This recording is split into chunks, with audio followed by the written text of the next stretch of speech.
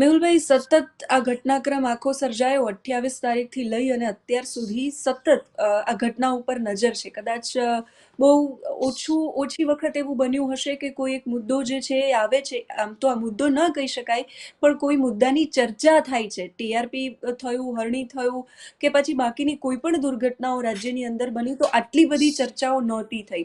અને આટલા દિવસે પણ માંગ એટલી ઉગ્ર છે કે દીકરીને ન્યાય મળવો જોઈએ. અપેક્ષા સૌ કોઈને એ છે કે મળવો જોઈએ ન્યાય. રાજનીતિ થઈ રહી છે એવું પણ કહેવાય રહ્યું છે, અને એવું પણ કહેવાય રહ્યું છે કે અમે એના ન્યાય માટે લડી રહ્યા છીએ. એટલે એ પક્ષને જો અલગ રાખીએ તો એક આખો ત્રીજો દ્રષ્ટિકોણ સમજવો છે. તમારું પણ સ્ટેન્ડ આમાં સામે આવ્યું હતું, તમારું પણ નિવેદન સામે આવ્યું હતું. એ આખા ઘટનાક્રમને લઈને પહેલા જે થયું અને અત્યારે જે થઈ રહ્યું છે, ને તમે કઈ રીતે જોઈ રહ્યા છો? પહેલા તો આપની એ પ્રતિક્રિયા જાણવી છે. અમરેલીની જે ઘટના છે ને સજલબેન, એ જોઈને મને ભાઈ શ્રી હરિ ભરવાડના એક શબ્દો યાદ આવે કે હમ. હરી તું ગાડું મારું ક્યાં લઈ જાય કઈ ન જાણો. તો હમ. અમરેલીના ઘટનાનો ઘાટ એવો જ છે અત્યારે કે ગાડું કઈ બાજુ જાય છે કઈ આઈડિયા હમ. નથી આવતો. હું હમ. બેન સાથે, પાયલબેન સાથે સતત કોન્ટેક્ટમાં છું, એમના પરિવાર હમ. સાથે સતત કોન્ટેક્ટમાં છું.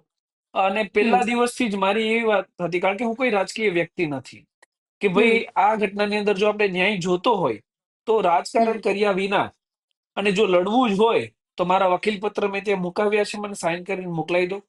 આપણો તો એ મુખ્ય પ્રશ્ન શું હતો પહેલેથી ઘટનાની અંદર કે એક દીકરી છે, એમની હમ. રાત્રે ધરપકડ કરવામાં આવી, એમનું હમ. રિકન્સ્ટ્રક્શનના નામે સરઘસ કાઢવામાં આવ્યું, મીડિયા હમ. પાછળ એમને ઉભા રાખવામાં આવ્યા. તો આ જે હમ. આખી ઘટનાક્રમ હતો એ બાબતે જો ન્યાય જોતો હોય તો હમ. હાઈકોર્ટમાં આપણે રીટ દાખલ કરીએ તો જે કઈ એસપી હોય, તપાસ કરનાર પોલીસ કર્મચારી હોય, પીઆઈ હોય, એની સામે કાર્યવાહી થાય. સિમ્પલ વાત હમ. છે. હમ. પોલીસ સામે બીએનએસ 199 મુજબ આપણે ફરિયાદ દાખલ કરાવી શકીએ. તો હમ. આ બધી વસ્તુઓ સાઈડ છે, અને હાલ ઘણી બધી રિકન્સ્ટ્રક્શન ના નામે ને આ બધું નવું નવું આમાં પહેલું આવતા જાય છે કે ભાઈ પહેલા તો મારે જયારે બેન સાથે વાત થઈ ત્યારે કઈક વાત એવી હતી કે બેનને માર નથી મારવામાં આવ્યો. મારા અંગત સૂત્રો મુજબ એ બેનને નથી મારવામાં આવ્યો, પણ પછી ઘટનાક્રમ બદલ્યો અને એવી જાણ થઈ છે મને કે બેનને મારવામાં આવ્યો છે. હવે હમ. બેન જાતે નક્કી કરતા હોય, કેમ કે ગામડાના લોકોને જ્યાં સુધી આપણે સમજીએ ત્યાં સુધી બિચારા ભોળા હોય. કોઈ પણ સામાજિક આગેવાન એમને ભોળવે, રાજકીય આગેવાન એમને ભોળવે તો ભોળવાઈ જાય. તો હમ. કંઈક ને કંઈક જગ્યાએ સેજલબેન મને એવું લાગે છે કે અંડર ઇન્ફ્લુઅન્સ ત્યાં જે બેન છે અને એમના જો પરિવાર છે કોઈ રાજકીય અંડર ઇન્ફ્લુઅન્સમાં કામ કરતા હોય, પોતાના સ્ટેટમેન્ટ આપતા હોય. અને મારે હજુ ગઈકાલે જ વાત થઈ છે એમના પરિવારના સભ્ય સાથે કે હમ. રાજકીય વ્યક્તિઓ અને મીડિયાની જેટલી પણ ચકાચોંધ છે ને એ 2-3 દિવસ, અઠવાડિયે સુધી રહેશે. અને આ બધા ઘટનાક્રમમાંથી હું નીકળી ચુક્યો છે, મેં આ બધી વસ્તુઓ જોઈ છે. તો હમ. મેં એમને અંગત સલાહ એ જ આપી છે કે રાજકારણ પણ જતું રહેશે, મીડિયાના કેમેરા પણ એક દિવસ જતા રહેશે. જે ઘટનાક્રમ છે એ તમે ફેસ કર્યો છે, તમારે જો આમાં ન્યાય જોતો હોય તો મને એ નથી સમજાતું કે તમે આજ દિન સુધી હાઈકોર્ટમાં પ્રોસેસ કેમ ચાલુ નથી કરાવી. ચાહે મારી પાસે કરાવો કે કોઈની પણ પાસે કરાવો, પણ ન્યાય જોતો હમ. હોય તો યોગ્ય જગ્યાએ જવું પડે. રસ્તા ઉપર પટ્ટા મારવાથી કે પછી આંદોલનો કરવાથી જો ન્યાય મળી જતા હોત તો હરેક વ્યક્તિ પછી કોર્ટને તાળા મારી દેવા પડે, આપણે તો રોડ પર જ ઉતરી જવું પડે. તો હમ. એ વિરોધે કરાય, હરેક ઘટનાનો વિરોધ પણ હોવો જોઈએ, તો જ સત્તા પક્ષને ખબર પડે કે આ ના કરાય. પણ વસ્તુ એવી છે કે વિરોધની સાથે સાથે ન્યાય મેળવવા માટે જે જરૂરી પ્રોસેસ છે એ તો કરવી જ હમ. જોઈએ કે નહીં, હમ. સેજલબેન? એટલે તમે જે રીતે કહ્યું કે તમારા અંગત સૂત્રો એવું કહી રહ્યા છે કે બેનને માર નથી મારવામાં આવ્યો, અને આ આખી ઘટના છે એક તરફ એક પ્રકારની રાજનીતિ થઈ રહી છે એવું કહેવાય રહ્યું છે. એટલે મારે એ સમજવું છે કે એક સમાજની દ્રષ્ટિએ, કેમ કે પાટીદાર સમાજની ચર્ચાઓ જ્યારે ચૂંટણી આવે ત્યારે જોરશોરથી થતી હોય છે, આપણે સૌ જાણીએ છીએ. એ વગર પણ એટલો બધો ચર્ચામાં એ સમાજ રહેતો હોય છે, મોટો સમાજ છે, એટલે ચર્ચાઓ થાય એ સ્વાભાવિક છે. રાજકીય નેતાઓ આની અંદર આવ્યા અને કોંગ્રેસ આવ્યું, ભાજપ ના પાડી રહ્યું છે, અને કોંગ્રેસ એવું કહી રહ્યું છે કે ભાઈ તમે અત્યાચાર કર્યો છે. કાયદો અને વ્યવસ્થાની દ્રષ્ટિએ અને સમાજની દ્રષ્ટિએ મેહુલભાઈ બોગરા આ ઘટના પર શું વિચારે છે? જો દીકરી ઉપર અત્યાચાર થયો હોય તો એની ડ્યુ પ્રોસેસ છે અને કાયદામાં છે જ કે જ્યારે પણ તમને મેજિસ્ટ્રેટ સામે રજૂ કરવામાં આવે ત્યારે તમે તમારી ફરિયાદ પોલીસ સામે હોય, તમને માર માર્યો હોય તો તમે ત્યાં જાણ કરી શકો. ત્યાંથી જ હમ તમારું એમએલસી થાય અને પોલીસ સામે તમે ફરિયાદ કરાવી શકો. આ ડ્યુ પ્રોસેસ છે. બેને ત્યારે હમ ના કહ્યું, ચલો ઇટ્સ ઓકે, પછી જેલમાંથી બહાર નીકળ્યા, મીડિયાના કેમેરા સામે ના કહ્યું, ધેટ ઇઝ ફાઇન. ચાલો પછીથી એમને આઈડિયા આવ્યો કે પોલીસે એમને માર માર્યો છે. હું બેનને ખોટા નથી કહેતો અને હમ હું પોલીસને પણ ખોટા નથી કહેતો. ધ થિંગ ઇઝ ધેટ કે હાલના અમરેલીમાં જે પણ વસ્તુ ચાલે છે એ જ્યાં સુધી હું હમ કાયદાકીય વ્યક્તિ છું અને કેમ કે હું રાજકારણ સાથે જોડાયેલો નથી તો હું સ્પષ્ટપણે એવું કહી શકું કે હાલ બધી રાજકીય રમતો ચાલે છે. કારણ કે ઇન્સાફ હમ માટે એક ડ્યુ પ્રોસેસ છે, જે ડ્યુ પ્રોસેસ તો ફોલો થતી જ નથી. માત્ર ને હમ માત્ર રસ્તા ઉપર આંદોલન અને સૂત્રોચ્ચાર થઈ રહ્યા છે. તો મને તો કોઈ ના કોઈ જગ્યાએ એવું લાગે છે, હું પહેલેથી એક કન્સેપ્ટમાં માનું છું કે એક સત્ય જ્યારે હોય ને તમારી સાથે, ત્યારે તમારી હમ સાથે કોઈ રાજકીય આગેવાન ન હોય, મીડિયા ન હોય, કઈ ના હોય તો પણ ચાલે. સત્ય હોય ને ત્યાં ઈશ્વર હોય, તમારે બીજા કોઈની જરૂર ના પડે.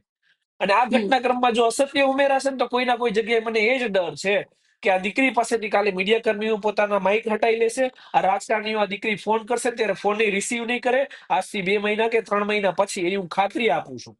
તો હમ જો બેનને ન્યાય મેળવવો હોય તો યોગ્ય જગ્યાએ લડવું પડશે. 189 નો રિપોર્ટ છે એ પણ કોર્ટે હમ નામંજૂર કરી દીધો. તો હમ ભવિષ્યમાં કેસ આખો ફેસ કોણ કરશે? તો કે પાયલબેન ફેસ કરશે. ટ્રાયલ કોણ હમ ચલાવશે? તેમનો વકીલ ચલાવશે. તો અગેન વસ્તુ એ જ છે કે છેલ્લે બધું જ વસ્તુ ફેસ માત્ર ને માત્ર પાયલબેન અને એમના પરિવારને જ કરવાનું છે. તો કોઈ જગ્યાએ રાજકીય હાથો ના બની જાય. જે મુખ્ય આપણો ઉદ્દેશ્ય છે એ છે દીકરીને ન્યાય અપાવવાનો. તો દીકરીને હમ ન્યાય એ કોર્ટમાંથી જ મળે. બહાર આપણે હા હોલ્લા કર્યા કરી તો એ પણ જરૂરી છે, પણ એની સિવાય આપણે કોર્ટમાં પણ જવું પડે છે જલબેન. હમ એટલે રાજકીય, તમે કહ્યું કે રાજકીય હાથો ન બને તો બધાને એવું છે કે બધાને અપેક્ષા છે કે એને ન્યાય મળવો જોઈએ, એની સાથે ખોટું થયું છે, બરાબર. પણ રાજનેતાઓ જો સામે ન આવ્યા હોત તો જેમ ઘણી બધી ઘટનાઓ દબાઈ જાય છે, એમ બની શકત કે આ ઘટનાઓ પણ દબાઈ જાય. હા, એટલે જ મેં કીધું ને કે હરેક સમાજનો હરેક વ્યક્તિ, રાજકીય વ્યક્તિઓ જ ખાલી બહાર આવ્યા છે આમાં એવું નથી. હરેક વ્યક્તિએ હમ બેન માટે અવાજ ઉઠાવ્યો છે. ગુજરાતના ખૂણે ખૂણેથી અવાજ ઉઠ્યો છે અને હરેક સમાજે ઉઠાવ્યો છે. તો અહીંયા કહેવાની વાત એ જ છે કે જે પેલા મુદ્દો એક હતો ને કે દીકરી છે એની સાથે અન્યાય થયો છે ને એની માટે હરેક વ્યક્તિમાં જે આક્રોશ હતો, એ મુદ્દાનો કોઈની કોઈ જગ્યાએ અત્યારે રાજકીય રીતે લાભ લેવાતો હોય ને એવું મને દેખાય છે. અને એનું મુખ્ય કારણ પણ મેં આ ત્રીજી વાર કહું છું કે યોગ્ય પ્રોસેસ ન્યાય મેળવવા માટેની નથી થઈ. અને રહી હમ વાત દીકરી ઉપર કેસ છે, તો હમ કેસમાં દીકરી છે એ સાક્ષી જ બને એમ છે. તો રાજકીય રેલીઓ કરવાની ક્યાં જરૂર છે? હાઈકોર્ટમાં ક્વોશિંગ પિટિશન બીએનએસએસ ની ધારા 228 મુજબ થાય. આર્ટિકલ 226 કોન્સ્ટિટ્યુશન ઓફ ઇન્ડિયા એવું કહે કે જ્યારે તમારી સામે ફોલ્સ એન્ડ ફેબ્રિકેટેડ ખોટી એફઆઈઆર દાખલ થાય ત્યારે તમે હાઈકોર્ટમાં ક્વોશિંગ પિટિશન દાખલ કરી દો. હાઈકોર્ટ છોડો, આર્ટિકલ 32 માં એવું કે ડાયરેક્ટ સુપ્રીમ કોર્ટમાં ફાઇલ કરો. તો હમ તમારી પાસે એટલા બધા જો લીગલ ઇક્વિપમેન્ટ પડ્યા છે તો એક તો બ્રહ્માસ્ત્ર નીકાળો, એક તો ટૂલનો ઉપયોગ કરો. તો જે હમ પ્રોપર પ્રોસેસ છે એ છે ક્વોશિંગ પિટિશન. આપણે 189 પોલીસના રિપોર્ટની શું જરૂરત પડે છે? હાઈકોર્ટમાં નાખી દઈએ એટલે જજમેન્ટ આવતું થાય 6 મહિના 7 મહિનાની અંદર. અને જે હમ પોલીસ કર્મચારીઓ જે કાયદાનો મિસયુઝ કર્યો છે, બેનને જે તકલીફ આપી છે, મીડિયા સમક્ષ એક્સપોઝ કર્યા છે, તો એમાં હાઈકોર્ટમાં રીટ દાખલ કરી દઈએ. અને એ તમામ પ્રોસેસ એ ઇલીગલ છે. તો બીએનએસ ની ધારા 199 એમ જ કહે છે કે જ્યારે કોઈ પણ સરકારી કર્મચારી છે એ કાયદાનો દુરુપયોગ કરે અથવા કાયદાથી પરે જઈ અને કોઈ પણ વ્યક્તિની ધરપકડ કરે અને મહિલાને હાનિ થાય એવું કોઈ કૃત્ય કરે તો આપણે બીએનએસ ની ધારા 199 મુજબ પોલીસ સામે કેસ દાખલ કરી શકીએ. તો આમાંથી જે કાયદા મુજબની જેટલી પણ પ્રોસેસ છે એ તો કોઈએ કરી જ નથી. કર્યું હમ છે શું? તો કે બયાનો કર્યા છે, આંદોલનો કર્યા છે, પટ્ટા મારવામાં આવ્યા છે. એ બધું થયું છે રાજકીય રીતે. બધા પોતપોતાના મંતવ્ય મુજબ કામ કરતા હોય, એમાં કઈ ખોટી વાત નથી. પરંતુ જે મુખ્ય પ્રોસેસ છે એ પણ થતો થવી જોઈએ અને એ નથી થતી. એટલા માટે જ મને એવું લાગે છે કે હવે આ મુદ્દો જે હરેક દીકરી માટેનો મુદ્દો હતો, હરેક વ્યક્તિએ જે ખૂણે ખૂણેથી અવાજ ઉઠાવ્યો હતો ને, આ મુદ્દો હવે ધીમે ધીમે, અને હું તો કહું તો અત્યારે સંપૂર્ણપણે રાજકીય હમ રીતે ડાયવર્ટ થઈ ગયો છે સેજલબેન.